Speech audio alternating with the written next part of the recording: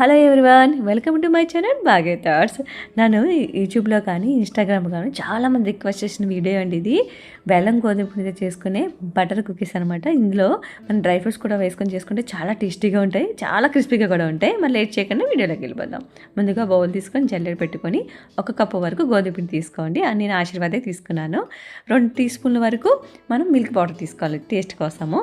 అందులో 1/2 tea spoon వరకు baking powder వేసుకోండి. ఇవన్నీ చూపించిన విధంగా కలుపుకుంటూ జల్లించుకోవాలి. ఎంత బాగా కలిస్తే కుకీస్ అంత బాగా వస్తాయి అనమాట. చూసారా, ఈ విధంగా మొత్తం కలిసేలా కలుపుకున్న తర్వాత పక్కన పెట్టేసుకొని ఇంకొక బౌల్ తీసుకోవాలి. దీంట్లో 100 గ్రాముల బటర్ పీస్ ఉంటుంది కదా, అది మొత్తం వేసేసేయండి. ఫ్రిడ్జ్లో డైరెక్ట్గా వాడకూడదు, బయట పెట్టేసుకొని కొంచెం పడిన తర్వాత నేను చూపిస్తున్నాను చూసారా, ఈ విధంగా ఉండాలన్నమాట. ఇలా అయిన తర్వాత మనం బటర్ తీసుకుంటే కుకీస్ బాగా వస్తాయి. లేదంటే బ్లెండర్ బ్లేడ్స్ కూడా ఇరిగిపోయే ఛాన్సెస్ ఉంటాయన్నమాట. తర్వాత ఎల్లోగా ఉంటుంది కదా బటర్, వైట్గా అంతవరకు మనం బ్లెండ్ చేసుకోవాలి దాన్ని.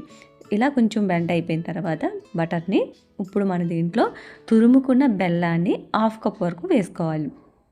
బిస్కెట్లో మనకి ఎక్కువ షుగర్ అనేది ఉండకూడదండి, తక్కువగానే ఉండాలన్నమాట. ఓకేనా, ఇలా వేసుకొని ముందుగా స్పాచులాతో కలుపుకోండి. డైరెక్ట్గా బ్లెండ్ చేస్తే కనుక బ్లేడ్స్ ఇరిగిపోతాయి.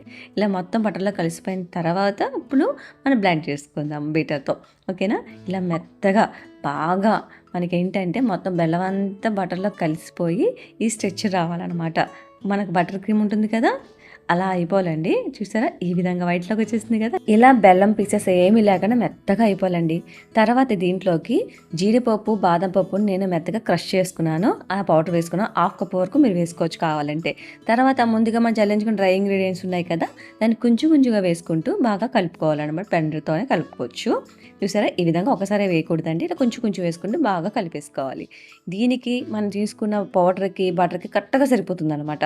మనం ఇంకా ఏమి వేయక్కల, పాలవి కూడా ఏమీ వేయాల్సిన లేదు. అది బండర్ పక్కన పెట్టేసుకొని చూపించే విధంగా చేత్తోనే బాగా కలిపేసుకోండి. ఇలా చూపించే విధంగా మొత్తం పక్కన ఉన్న పౌడర్ అంతా కూడా మనకి అందరూ కలిసిపోయేటట్టు ఈ విధంగా కలుపుకోవాలండి. స్మూత్గా ఉండాలి బ్యాటర్, మాత్రము గట్టిగా ఉండాలో చూసుకోకండి. ఓకేనా, ఇలా ఉంటేనే గుల్లగా చాలా బాగా వస్తాయి అనమాట. సో ఇదంతా అయిపోయింది కదా.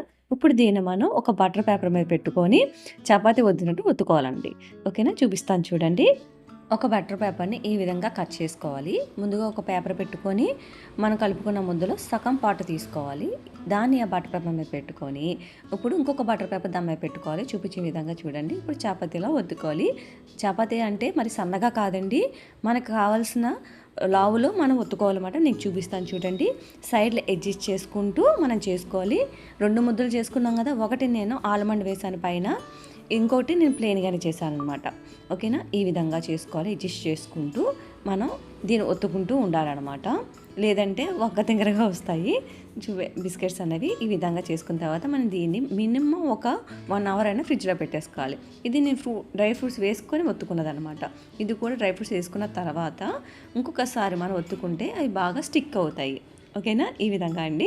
ఇవన్నీ కూడా మనం కంపల్సరీగా ఫ్రిడ్జ్లో పెట్టిన తర్వాత కట్ చేయాలి, లేదంటే ఇరిగిపోతుంది అనమాట. ఫ్రిడ్జ్లో ఒక 1 అవర్ అయినా ఉంచుకున్న తర్వాత నేను చూపిస్తాను చూడండి, గట్టి పడుతుంది కదా. ఇప్పుడు మనకు కావాల్సిన సైజులో కట్ చేసుకోవచ్చు. పొడిగ్గా కట్ చేస్తాను బేసిక్గా నేనైతే కనుక. ఇప్పుడైతే చిన్న చిన్న పీసెస్గానే కట్ చేస్తున్నానండి. ఇలా అయితే మన పర్ఫెక్ట్గా కటింగ్ అవుతుంది. మనం డైరెక్ట్గా కట్ చేసి వేస్తే కనుక కుకీస్ సరిగ్గా రావు, కట్ చేసినప్పుడు ఇరిగిపోతాయి అన్నమాట. ఓకేనా, ఈ విధంగా కట్ చేసుకోవాలండి మొత్తం అంతా కూడా.